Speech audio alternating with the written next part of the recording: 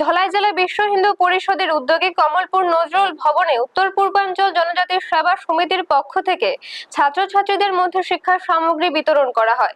একই সঙ্গে এই অনুষ্ঠানে বিগত মাধ্যমিক ও উচ্চ মাধ্যমিক পরীক্ষায় কৃতিত্বের সঙ্গে উত্তীর্ণ ছাত্রছাত্রীদের বিশেষ সংবর্ধনা জানানো হয়। অনুষ্ঠানে কমলপুর বিধানসভা কেন্দ্রের বিধায়ক মনোজ কান্তি দেব, সুরমা কেন্দ্রের বিধায়িকা স্বপ্না দাস পাল, ভিএইচপি ত্রিপুরা সংগঠন মন্ত্রী শশীকান্ত পান্ডেজি, প্রান্ত সংগঠন মন্ত্রী শঙ্কর রায়, মাতৃশক্তি সংযোজিকা রুমা সূত্রধর এবং সঞ্জয় কুমার দাস সহ অন্যান্য বিশিষ্ট ব্যক্তিবর্গ ও শিক্ষার্থীরা উপস্থিত ছিলেন। অনুষ্ঠানে বক্তব্য রাখতে গিয়ে সংগঠন মন্ত্রী শশীকান্ত পান্ডে ও বিধায়ক মনোজ কান্তি দেব শিক্ষার্থীদের উজ্জ্বল ভবিষ্যৎ কামনা করে শিক্ষার মান উন্নয়ন ও সমাজ গঠনে এই ধরনের সেবামূলক উদ্যোগের গুরুত্ব তুলে ধরেন।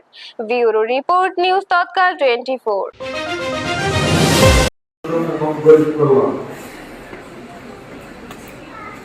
এর মাধ্যমে আমাদের এগিয়ে যেতে হবে এবং বিগত 12টি বছর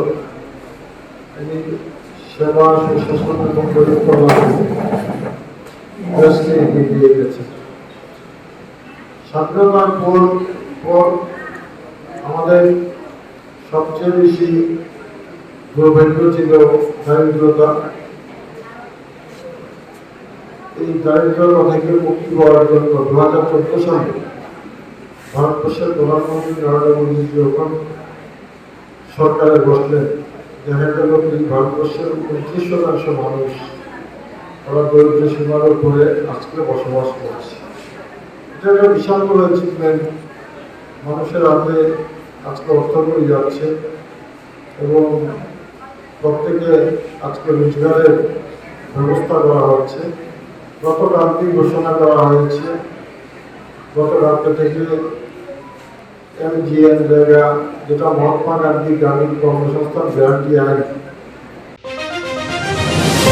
आनंद कंचनपुर में ऐसे कई आश्रम सेवा कार्य के ऐसे छात्रावास चलते हैं बच्चों बच्चियों के। अपना ये जो धलाई जिला है इसमें सालेना में, छामनू में और दुमासेरा में ये 3 जगह ऐसे हैं जहां अपने सेवा प्रकल्प चलते हैं।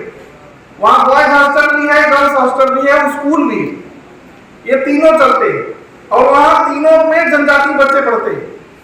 तो ऐसे उत्तर पूर्वांचल जनजाति सेवा समिति भिन्न भिन्न सेवा कार्यक्रम के माध्यम से समाज में जिस चीज का अभाव है, जहां पर बच्चों को शिक्षा का अभाव है वहां शिक्षा की पूर्ति करती है, जहां खेल का अभाव है वहां कुछ खेल की सामग्री वितरण करती है, जहां पर दवा का अभाव है, चिकित्सा का अभाव है वहां पर चिकित्सा कैंप, मेडिकल कैंप ऐसा चलाती है।